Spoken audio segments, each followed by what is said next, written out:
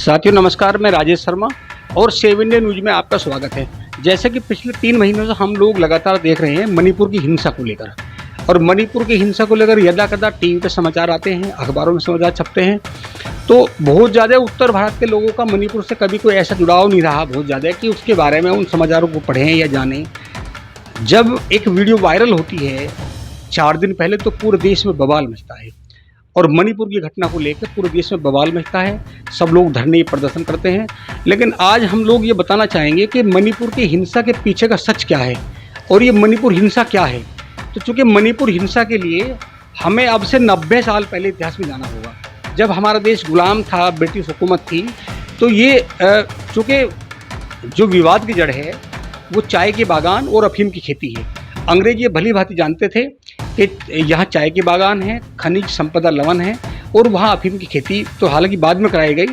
और वो इतना स्मार्ट क्षेत्र भी है, इतना सुंदर क्षेत्र है। वहाँ अंग्रेज़ों ने सबसे पहले अपने बड़े बड़े आलीशान भवन बनाए और वहाँ अपने रहने के लिए अपना सब कुछ तैयार किया।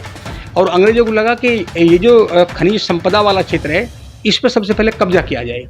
तो वहाँ अंग्रेज़ों द्वारा आज़ादी से पहले वहाँ अपने कुछ लोग बुलाए गए, ईसाई मिशनरी के लोग बुलाए गए, और ईसाई मिशनरों को बहुत ज़्यादा सुविधाएं दी गई और उन्हें वहाँ बसाकर एसटी का दर्जा दिया गया। दरअसल वहाँ जो विवाद है वो विवाद है हक और हकूक़ को लेकर, क्योंकि ये देश यहाँ जो सनातनी लोग थे वहाँ सनातनी लोगों को कुचलने का काम किया गया। सनातनी लोगों को जिसे हम मैत्री बोलते हैं, उन लोगों को सिर्फ वहाँ इतने अधिकार सीमित कर दिए गए कि 10% भूभाग है मणिपुर का, उसमें वो लोग रह सकते हैं। उससे बाहर वो ज़मीन नहीं खरीद सकते, वहाँ की शादी नहीं कर सकते और कहीं रह नहीं सकते। मतलब एक तरह ऐसा मान लो मणिपुर में उनके लिए ऐसा है कि जैसे दूसरा हिस्सा उनके लिए दूसरा देश हो। इसको लेकर पिछले लगभग 90 साल से वहाँ उबाल की स्थिति है। जो लोग ईसाई मिशनरी से आए, ईसाई मिशनरी के लोग वहाँ कुकी जाति के नाम से, कुकी जो जनजाति है उसके नाम से जाने जाते हैं। और नगा वे हैं जो म्यांमार से दूसरे और लोग आए हैं। तो नगा और ईसाई जो ईसाई धर्म के लोग हैं उन्हें वहाँ ट्राइबल घोषित कर रखा है और उन्हें एसटी का दर्जा दे रखा है। जबकि जो मैत्री जाति के हैं, जो सनातनी हैं, उन्हें वहाँ ना एसटी का दर्जा है, उनके लिए बहुत ज़्यादा सुविधाएँ नहीं हैं। लगातार पिछले 90 साल से वहाँ संघर्ष चलता आ रहा है।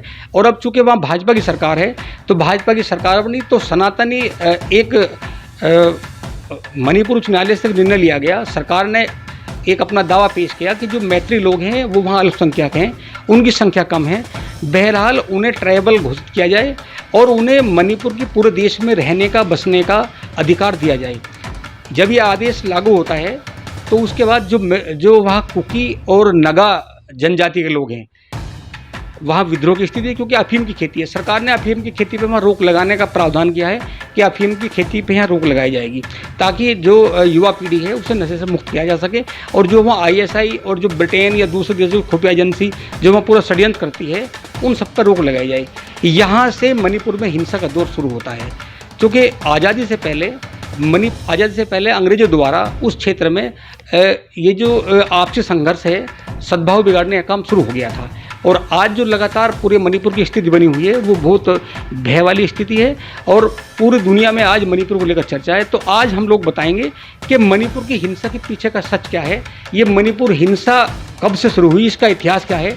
तो आप देखते रहिए सेव इंडिया न्यूज़, आप सब्सक्राइब करिए और देखते रहिए। हम आपको मणिपुर की वो सब बताएंगे कि जो आज स्थिति है वो स्थिति कैसे पैदा हुई और यहाँ तक कैसे पहुँची, इसका 90 साल का इतिहास क्या है, 90 आज़ादी से पहले क्या स्थिति थी और आज़ादी के बाद क्या स्थिति बनी, आज मौजूदा दौर में क्या स्थिति है।